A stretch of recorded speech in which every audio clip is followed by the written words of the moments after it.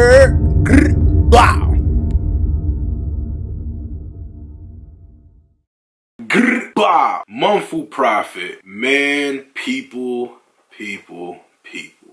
My league family, I have taken a league of absence, we're gonna call it. My bad, man. You know what I mean? I've been, mixing it up, had to add some other stuff.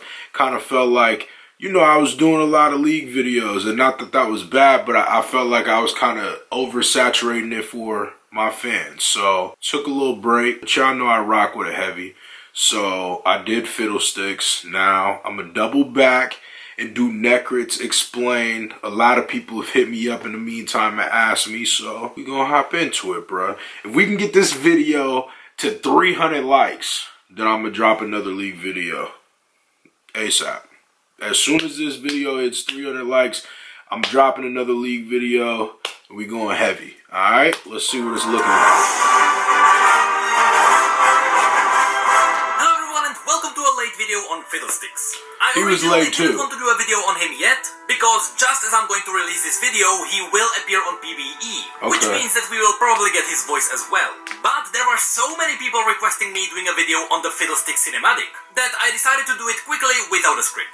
With that said, because I waited a couple of days, I got way more info to work with. And on top of that, some people even interviewed Jared, who is the writer for Fiddlesticks. And he gave us a few teasers as to what's happening with him. So without further ado, even though the story will be revealed at any moment now, here's the explanation as to what is happening with Fiddlesticks as of right now. Let's now cover what is happening in the cinematic. At the very beginning, there is a shot of a castle on a hill. Now, some people thought that this castle is the same place that appeared in the Warriors cinematic. But that's not true, because in the Warriors cinematic, the Demacians were protecting their lands from the invasion from the north, which is where Silas is now. That's why that castle was covered in snow. It's because the Warrior cinematic was happening on the borders between Demacia and Freljord, where snow is pretty much permanent. So just the fact that we can't see any snow here makes me realize that this is taking place a little bit more to the south. And as you'll see, Fossbarrow will be mentioned, which makes me think that this is taking place in northwest. So again, just to clarify, this is a brand new place in Demacia and we are not sure where exactly it is. Then the shot goes to the two Demacians. Again, I do understand why people thought that this was the same place as the one in Warriors, because these Demacians have the exact same armor, or at least the helmets match. These are not elite warriors, because the Dauntless Vanguard, which is the highest level in the Demacian military, has very iconic, different kind of armor. So these are most likely your common soldiers. And here is where Fossbarrow gets mentioned. The whole countryside's on edge after Fossbarrow. Now, in case you don't know, Fossbarrow is a massive story that happened in Demacia.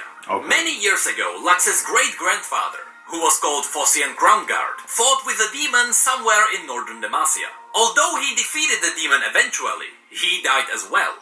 And near the place where he died, they built Fossian a grave, and the town Fossbarrow was built in his name. The thing is, the demon didn't really die. Fossian just managed to banish him for a time. And in fact, the demon was now lurking around the grave, which means that the entire town of Fossbarrow was still in danger. Decades later, the demon reawakened, and we found out that the demon was in fact... So, I know I peeped a lot of... I follow Necker and stuff like that, and I peeped a lot of stuff that he was talking about recently on his social media about the demon being in Fiddlesticks, and there was another dude as well. I can't remember his name, but... yeah, I remember him, saying that through over the course of the last couple of weeks. Nocturne. What Nocturne did in Fossbarrow is that he started attacking people in their sleep. The moment someone started dreaming, Nocturne would be able to attack them in their own consciousness, which resulted in everyone having awful nightmares.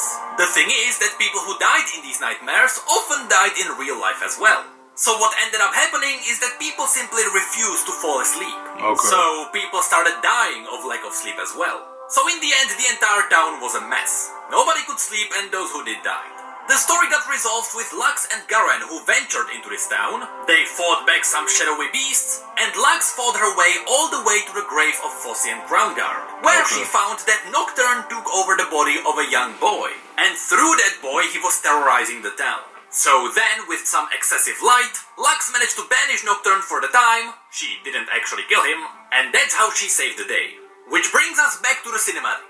Here the Demacian soldiers mentioned that mages were responsible for what happened in Fossbarrow. Filthy mages. Which is a lie. Okay. It's just that Demacians are racist when it comes to mages. And so whenever something evil happens, it's always the mages. The video game racism, that's hilarious. So just keep in mind that these soldiers don't actually know what they are talking about. And they just think that the mages caused all of this. And then we get the horror shot where Tedric just disappears. Now, I looked around for the name Tedric, and I couldn't find anything on Universe. I quickly went through the book again, but I did it quite quickly, so I'm not actually sure if he's not in the book. But as of right now, I don't think that Tedric was an important character. But either way, he's gone now. Now, what is cool here is that this cinematic reveals a couple of things about Fiddlesticks. When Riot started working on his rework, we learned that Fiddlesticks will be using the voice of his prey. So here, since he killed Tedric, he's now using his voice to learn... Oh, wow. Okay, that's dope. That's super dope, then. That makes that cinematic super dope, because when he said... When, you know, he was calling out for the homie, it was in his voice, so that's lit. Other people in. So here you don't actually hear Tedric himself. That's just Fiddlesticks mimicking his voice. Okay. Hey, Tedric.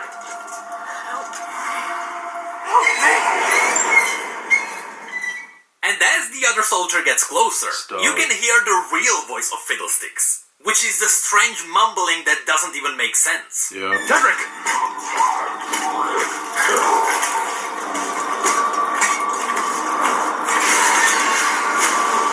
And then we get the beautiful shot that everyone knows how it ends.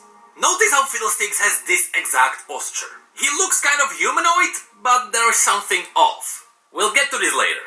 And then on the ground you see the shadows of the crows, but you don't actually see them above him. I'm not exactly sure what this is. I'm not sure if this is just a shadow of the crows, or if this is an illusion that Fiddlesticks is using. But either way, Fiddlesticks then fully awakens, and this is what happens. Here I quickly want to mention something that DB Skyen said. Okay. He figured out the reason why Fiddlesticks is moving this way. You see, even though he's trying to look like a humanoid, when he's moving around, Fiddlesticks is not limited to using only 2 legs. He can pretty much sprout out as many limbs as he wants. So whenever he's moving forward, he's using any means he can to move as fast as possible. That's why he's flailing his body around. That is simply the most efficient way to run when you have that many limbs. And that's what's so cool about this animation. Makes sense. And of course, at the very end, you can hear Fiddlesticks saying his own name in a strange voice. But I'm not actually sure if this is the voice of the demon or if it is a mimicked voice.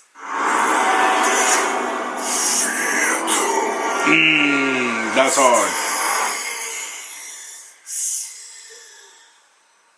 Now, although that is it for the cinematic, as I said, some people interviewed Jared, so we already got way more information. So let me quickly go through some of the interesting points. For example, if you look at the splash art that was revealed, you can see that the real demon is in the cage in his chest. That's the source of what Fiddlesticks is. Yeah, and see, that's what I was gonna say. That's what he's been talking about. The dude, he has like a coat. He's like a white dude. He got longer hair, but yeah, I believe if I'm right, but he had like something in his coat as well. It was like red eyes, and it looked just like that. So they were, you know, debating. I don't know if that's been found out by now or not, but all the stuff that is around him, including the cage and the metal limbs, are just tools that Fiddlesticks is using. With that said, originally I thought that because Fiddlesticks has a metal cage and metal legs, including a made-up arm, I thought that someone made the cage for Fiddlesticks, so that Fiddlesticks would be restrained. But then Jared actually tweeted at me, and he confirmed that Fiddlesticks is not trapped in the cage. Which brings up a massive point.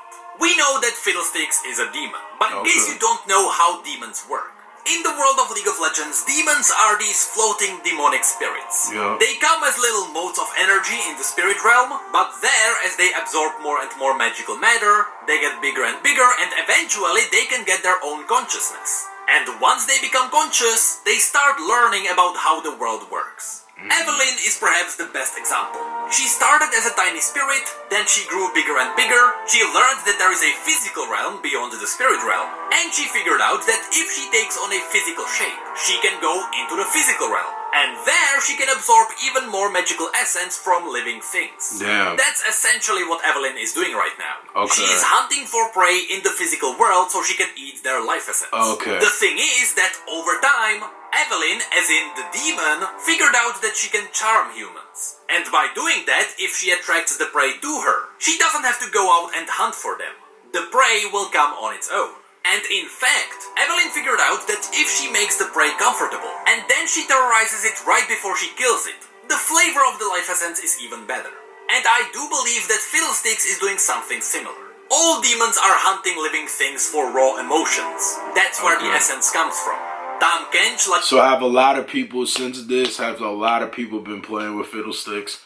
Because that's what everybody was saying. They were like, man, it's about to get spooky out here. That's what everybody about to be.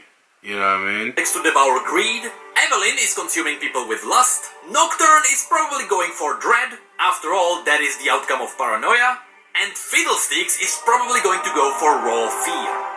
Now here's the thing, because we know that demons can get clever, and they can start using different tools to become better hunters. Just like Evelyn figured out how to put on an attractive appearance, I think Fiddlesticks is trying to look humanoid to not scare people straight away. That's why he looks like a human, kind of, but something's always off. That's probably because he has not learned how to fully blend in yet. And here is where the tweet gets important. When you combine this tweet with the interview, we suddenly realize what Fiddlesticks is doing. The metal cage and legs were probably made by Fiddlesticks, because that may give him the basic human appearance. But the interview reveals more. I'll go through the quotes. Building its body of random items and piecing itself together in the shape of the humans it doesn't understand. This is the basic description of Fiddlesticks. So basically he just like, he's kind of almost like a chameleon. Well, he's trying to be like a chameleon. Which pretty much underlines everything I just said. Fiddlesticks is trying to look human, but he's probably not as experienced as the other demons. Another quote is, then it listens and repeats. So again, just like Evelyn has her methods to lure in prey, every time Fiddlesticks takes down a human, he's learning about their voice patterns, and he is then using their voices to lure in other people. He's kind of like a parrot, really. Another quote is, a primordial entity that predates the rise of civilization. You see, this term is quite vague when it comes to the history of Runeterra, because even if you say that something is ancient, that only means that it is as old as Shurima. But to the Shurimans, for example, Evelyn would be ancient. So if someone predates the rise of civilizations, that doesn't really tell us much. But I do believe that Fiddlesticks is younger than Evelyn, since Evelyn existed pretty much at the very beginning of Runeterra, but she only started being sentient during the Rune Wars. Then the interview says, the world had not seen one of its kind in tens of thousands of years, and there's more of them out there. Which makes me think, are they talking about other demons? Because technically, the world had not really seen the demons. They always strike from the shadows and they disappear. But I believe the world is aware of someone like Evelyn or Nocturne. And in fact, Tom Kench is an icon in Bilgewater. Of course they know about him there. So I believe that there are more kinds of this specific demon that Fiddlesticks is. Now, although many writers keep saying that Swain and Fiddlesticks are not actually connected, nothing was written on Universe yet, so that theory is not out of the window yet. But there is one last piece of a hint that I want to show you. If you look at the music video released for Fiddlesticks, there is a point at which you can see a demonic summoning circle. And in that summoning circle, you can see 3 symbols with 1 symbol in the middle. Now, what is quite peculiar is that the eye you can see on top is the summoning symbol used when Swain transforms. And when Fiddlesticks uses his ultimate, the appearance of the demonic circle is very similar. So I wonder, what if there are 3 pieces of this demon who are separated, and together they make one demonic god? It's totally just a blind theory, but there are too many coincidences between Swain and Fiddlesticks to simply cross them away. So again, very quickly, here is what we learned about Fiddlesticks. He is a demon that is hunting for raw fear. That's why he's trying to make his prey as scared as possible before he takes them down. We also learned that the metal parts in his body were probably made by Fiddlesticks. He is still inexperienced, and he's not really sure what humans actually look like, but he is trying to look human. So at least he's getting there. But the one thing that is still peculiar are the crows. Right now, we have no idea what crows have to do with Fiddlesticks. It might be because the demon started hunting in the fields of Demacia, and so he might be mimicking the animals of Demacia as well. But that will probably be resolved when we get him on PvE. The very last Easter egg I want to mention is that when Zoe was revealed, it was confirmed that the key that Zoe has was taken from another champion. And that champion was hinted to be the old Fiddlesticks. Okay. But what's amazing is that the new Fiddlesticks has the same keys too. So Zoe is now carrying one of the keys from this monstrosity. I think it is just an Easter egg, but at least there is a theory as to where her demonic side comes from. That's lit. Hey, did you know that we have some... That's lit. Yo, so, man, y'all know Necrit came through and just broke down the whole cinematic for me. So it's dope. It's dope, man. I'm about to deliver. If y'all get this video, like I said, to 300 likes, I'ma drop. And then we gonna do another one, and then I'ma drop, and then we out here. Y'all know what's up, man. Like, comment, subscribe, share the video, all that. Proffitt, MUNFU, bow.